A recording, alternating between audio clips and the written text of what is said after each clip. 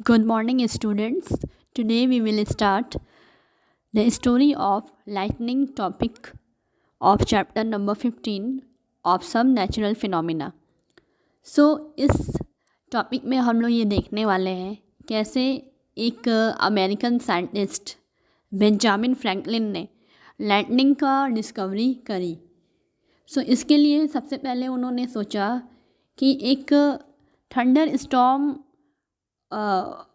वाले मौसम में वे उन्होंने सबसे पहले काइट उड़ानी शुरू करी। तो उनके साथ उस समय में उनके सन विलियम वहाँ पे मौजूद थे। तो उन्होंने एक ख़ास प्रकार का सेटअप तैयार करा। एक्चुअली में एक सरप्राइज्ड होने वाली बात ये है कि इस एक्सपेरिमेंट को उनसे पहले बहुत लोगों ने करा था, लेकिन वो लकी थे कि वो इस एक्सपेरिमेंट में वो सफल रहे, सक्सेसफुल रहे। बिकॉज इसके पहले जिन्होंने भी करा था वो लोग इसमें सरवाइव नहीं कर पाए थे। इसके लिए उन्होंने एक ख़ास प्रकार का सेटअप तैयार करा था और काइट में उन्होंने एक सिल्क स्ट्रिंग बांधी थी।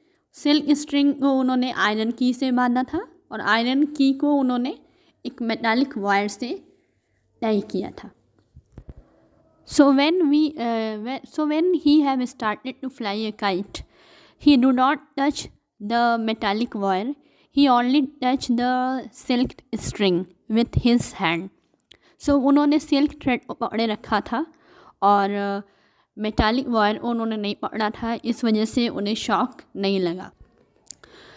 जैसे ही काइट के ऊपर से क्लाउड पास हो रहे थे तो क्लाउड्स के जो नीचे वाले नेगेटिव चार्जेस होते हैं वो काइट के ऊपर आने लगे और नेगेटिव चार्जेस जो है वो सिल्क थ्रेड से होते हुए की एंड देन मेटालिक वायर और देन लेडन जार में कलेक्ट हो गए। तो सारे चार्जेस जो थे नेगेटिव चार्जेस वो लेडन जार में कलेक्ट हो गए। तो बेंजामिन ने सोचा कि क्यों ना इस की को टच किया जाए। तो उनको एक शॉक लगा बिकॉज क्योंकि he was positively charged and the key was negatively charged. Positive and negative charges attract each other, so he feels the electric shock. Franklin also discovered the lightning conductor which saves the human beings from burning. Lightning conductor basically आपने देखा होगा tall buildings में use होता है। जब lightning strike होती है tall buildings पे तो जितने भी इलेक्ट्रिक चार्जेस हैं वो सीधे अर्थ में सेंड हो जाते हैं, इस तरह हम लोग बच जाते हैं।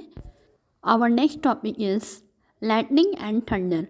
Clouds containing crystals of ice and droplets of water which move against each other.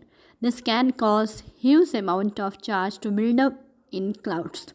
Ordinarily, nothing happens due to this charge build-up because air does not conduct the charge from the clouds. Actually, clouds में छोटे छोटे tiny crystals होते हैं ice के और water. Actually में उस समय भी क्लाउड्स में चार्जेस होते हैं बट उनके नीचे एयर होती है बहुत ज़्यादा अमाउंट में, उससे कोई भी लाइटनिंग प्रोड्यूस नहीं होती है। But when the accumulation of charge is great enough, लेकिन जब चार्जेस बहुत ज़्यादा होने लगते हैं क्लाउड्स में and the wind brings the cloud close together, और जब दो क्लाउड्स एक दूसरे के पास आते हैं the insulation of air breaks. Air का जो इंसुलेशन है उनके बीच में वो ब्रेक हो जाता है and the charge can jump from one cloud to another through the air, और उस समय एक क्लाउड से दूसरे क्लाउड्स पे चार्ज जंप करने लगते हैं।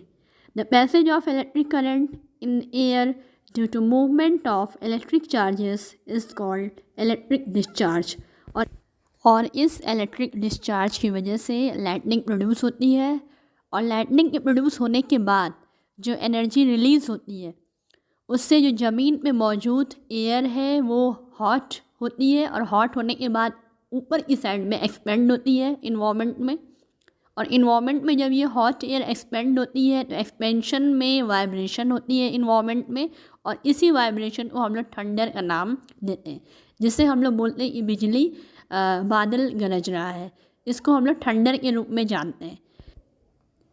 So coming to figure 15.13, we are watching that concentration of negative charges on one cloud and concentration of positive charges on another clouds. So इसकी वजह से अट्रैक्शन होगा, और जब दो क्लाउड्स आपस में मिलेंगे तो अट्रैक्शन की वजह से लाइटनिंग प्रोड्यूस होती है।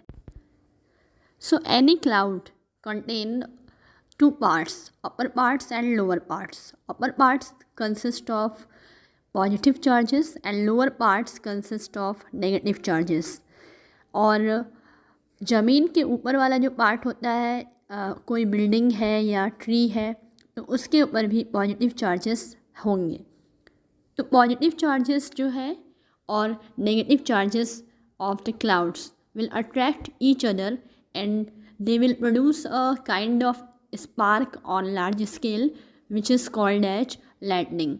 So figure 15.14 से ये क्लियर हो रहा है कि नेगेटिव चार्जेस जो है क्लाउड्स के नीचे पोर्शन में और पॉजिटिव चार्जेस ज़मीन पे, उन दोनों के बीच में अट्रैक्शन है और अट्रैक्शन की वजह से लाइटनिंग प्रोड्यूस होगी।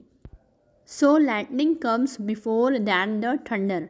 So because of that, the speed of light in air is 3 into 10 to the power 8 meter per second, and the speed of sound in air is 340 meter per second.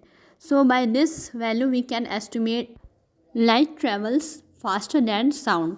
So students, we have completed this topic. Till then, take care.